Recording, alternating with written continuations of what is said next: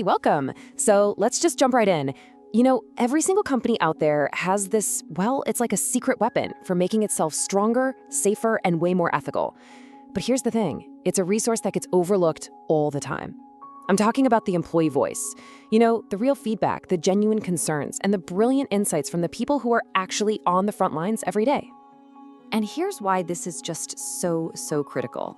Get this, a staggering 50% of employees who actually witness misconduct, they say nothing, not a word. Think about that for a second. That's a huge, massive information gap. It means for every single problem a company actually knows about, there's likely another one just simmering right below the surface.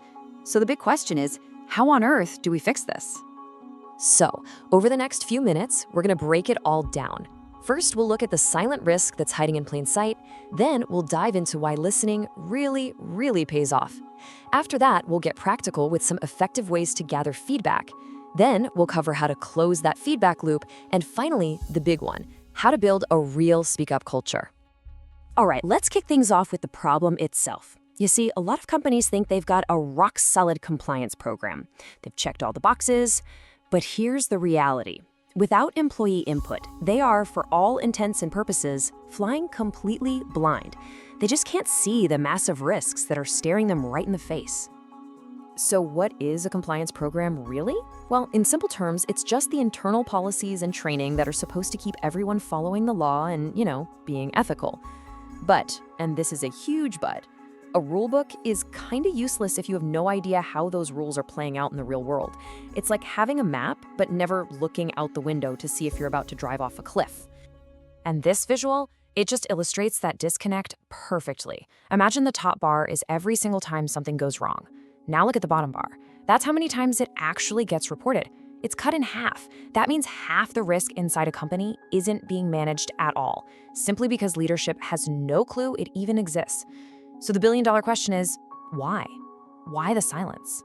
I mean, what is the number one thing that stops people from just raising their hand and saying, hey, something's not right here?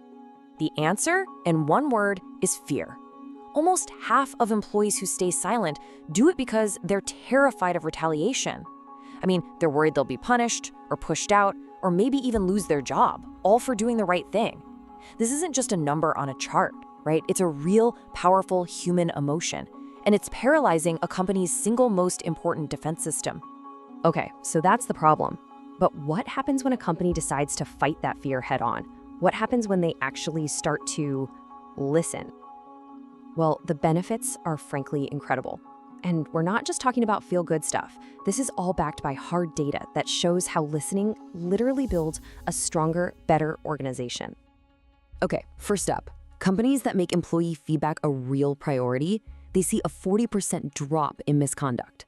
A 40% drop. That is a massive reduction in risk.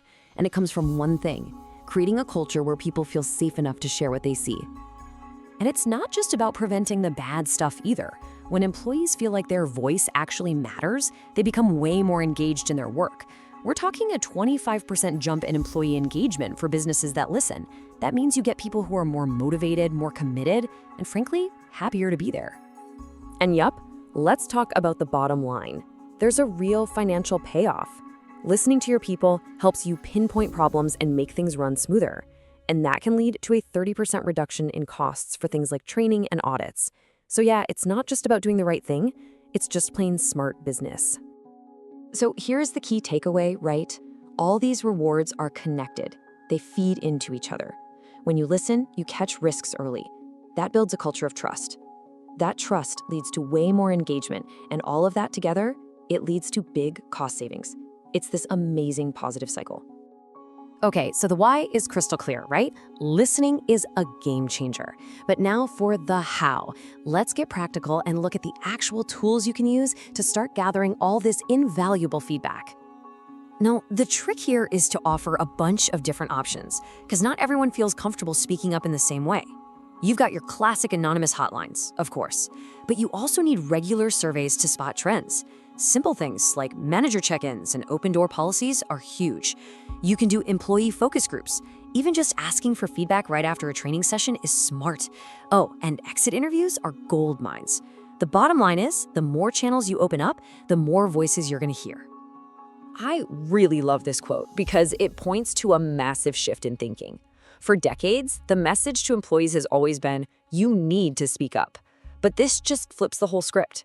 It says the responsibility isn't on the employee to be brave, it's on leadership to listen up. It's their job to prove they're ready and willing to hear what their people have to say. That changes everything. And look, collecting feedback is only half the battle. It's just the first step. Because if you ask for it and then do absolutely nothing, well, you actually make things worse. People get cynical. The real magic, the thing that builds trust, happens when you close the feedback loop. It's a pretty simple but super powerful process. Step 1, analyze. You gotta log everything and look for the patterns. Step 2, act. Do something about it. Investigate the issue, update a policy, change a process. Step 3, and this one is absolutely crucial, communicate. Tell people what you did. Show them their voice mattered. And finally, step 4, integrate. Use what you learned to get smarter about your risks in the long run. And believe me, this is not just some nice theory. That communication step, it's what separates the great companies from the good ones. Look at this. Nearly 70% of the world's most ethical companies make it a priority to report back to their employees on what happened. Why? Because they're proving that speaking up actually leads to real change. And that, right there, is how you build unbreakable trust. Which brings us to our final point. And honestly, it's the foundation for everything else we've talked about, building the right culture. Because you can have all the hotlines and surveys in the world, but they mean nothing if your underlying culture is still ruled by fear. And I mean, the contrast here is just night and day, isn't it? A culture of fear that breeds retaliation, silence, and total cynicism. Problems don't get fixed, they get buried. But a culture of trust that creates psychological safety, it inspires action, and it demands transparency. And in that kind of environment, problems actually get solved. So where does this kind of massive change begin? It has to start at the very top. A real speak-up culture isn't some HR initiative you can check off a list. It is a leadership mandate.